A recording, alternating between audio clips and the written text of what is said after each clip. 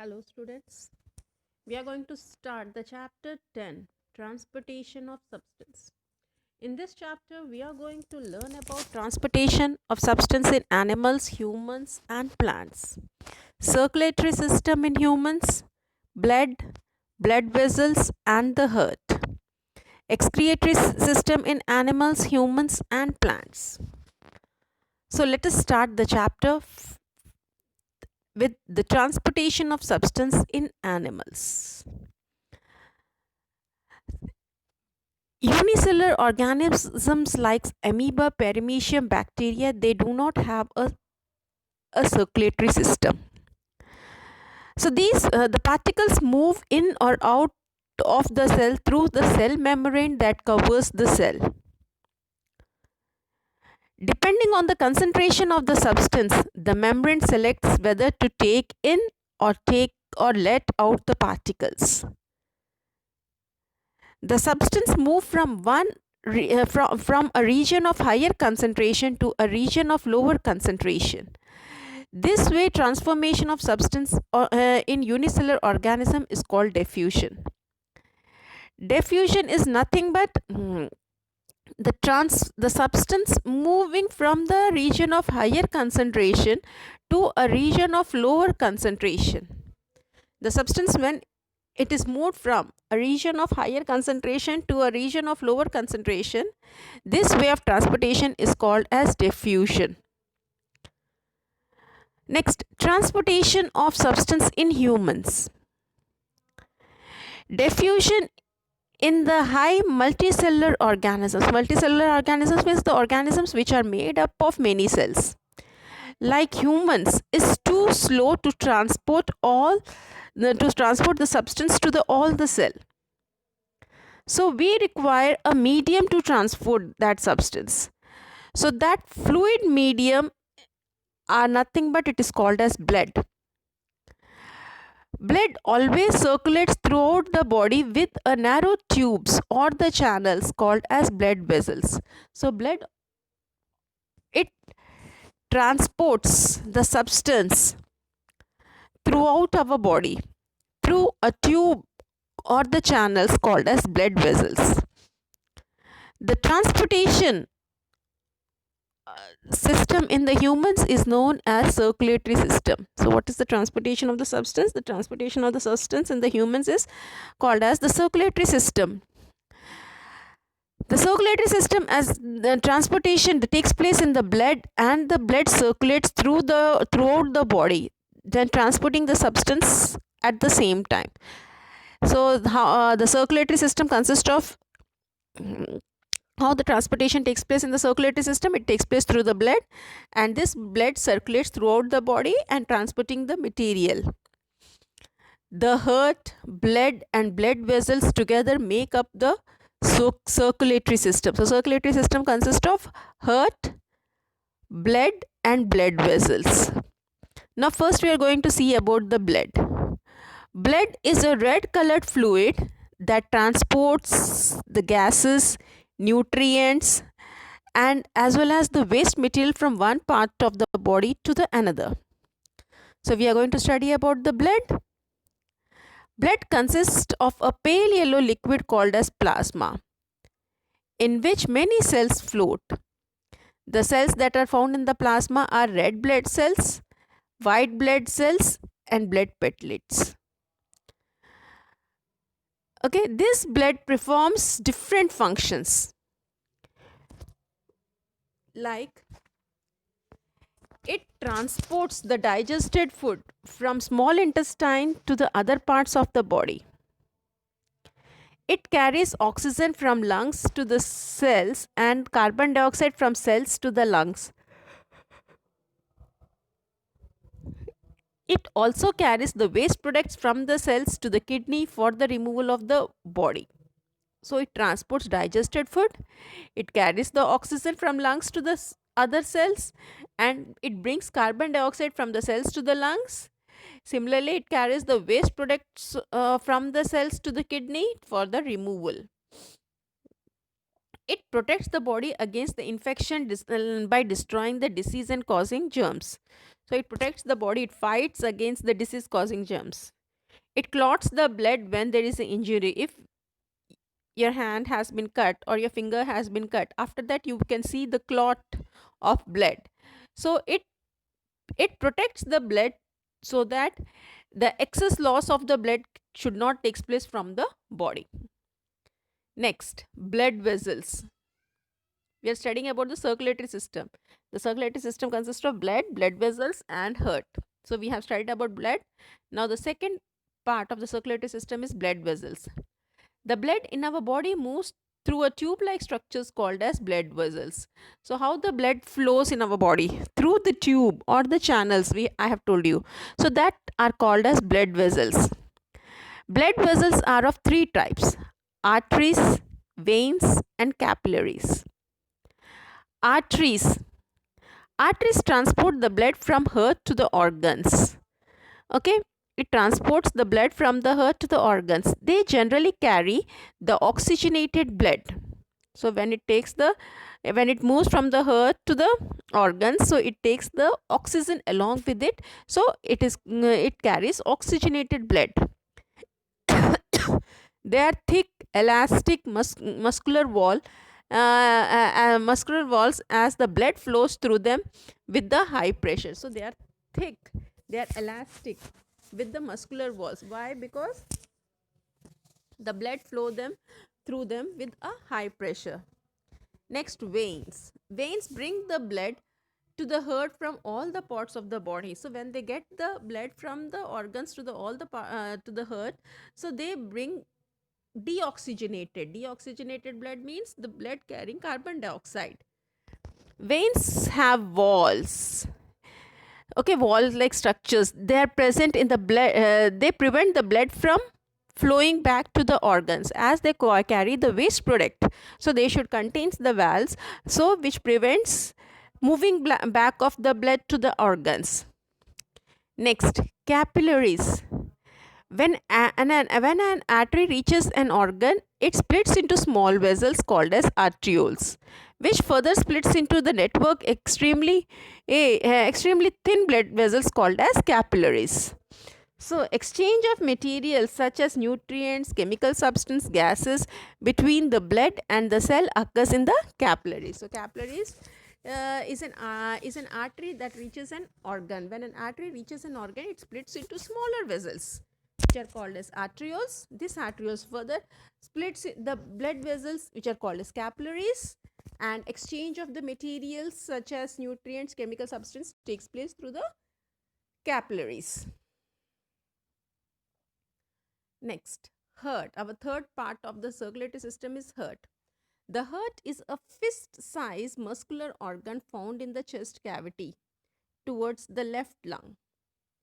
It pumps the blood to all the parts of the body and it beats 60 to 80 times a minute throughout our life. The heart consists of 4 chambers. The heart consists of 4 chambers. Let us see the diagram of heart. The heart consists of 4 chambers. Upper left, right and right chambers are atria, and the lower left and right chambers are ventricles. So these are ventricles and these are arteries. And the lower the artery and the ventricles are separated from each other by a wall. These are separated from each other by a wall or a partition which have valves in them. These valves does not allow the blood to flow allows the blood to flow only in one direction. Okay, so right auricle opens into the right ventricle and the left auricle will open into the left ventricle. Pulmonary veins, pulmonary arteries. So they have 4 chambers.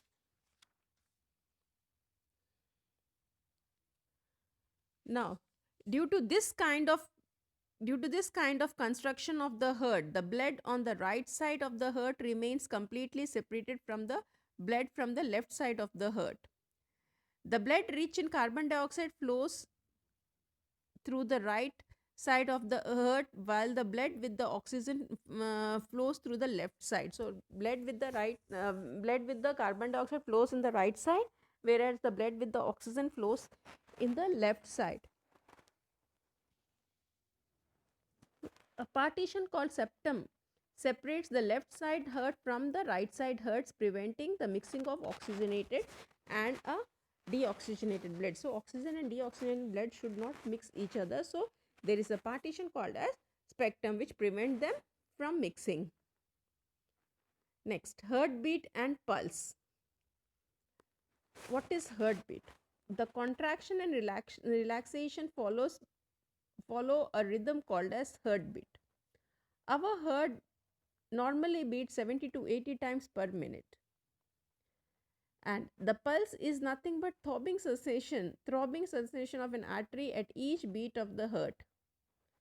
Doctors uses the instrument called stethoscope to listen the heartbeat. Pulse rate. The number of beats per minute is called as pulse rate. The number of beats per minute is called as pulse rate. This is the diagram of heart. Next, transportation of substance in plants. How the transportation takes place in plants.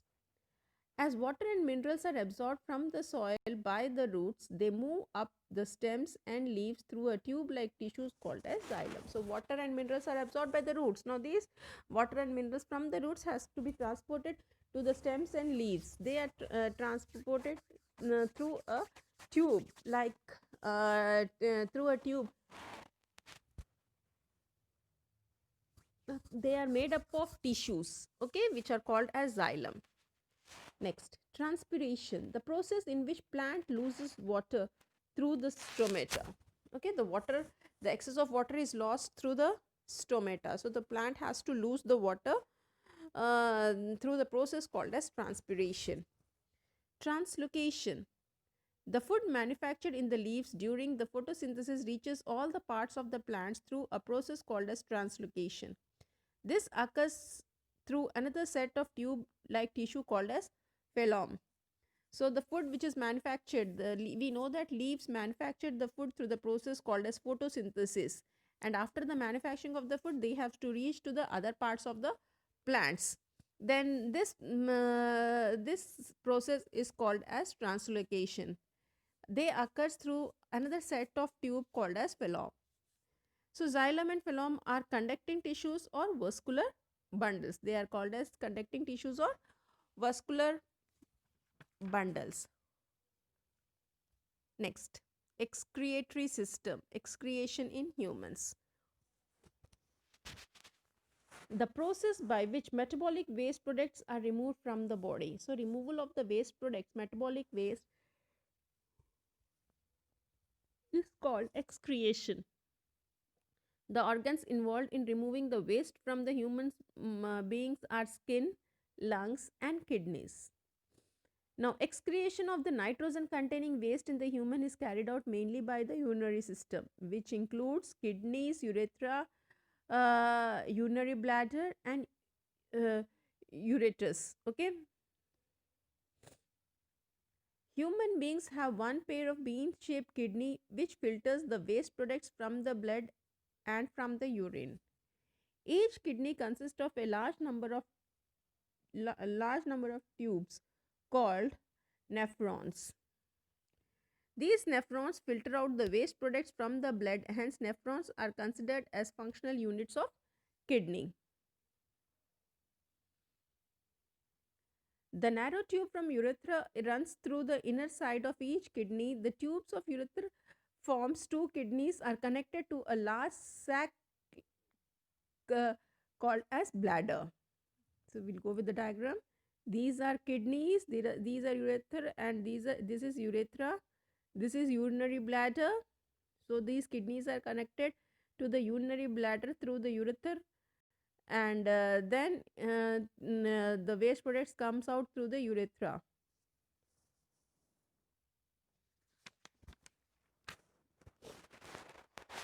Okay, in this way the waste products is collected in the kidneys which have the nephrons. This nephron filter out the waste and It comes in the form of urine, which passes through the urethra, then gets stored in the urinary bladder, and then when it gets completely filled, then it comes out.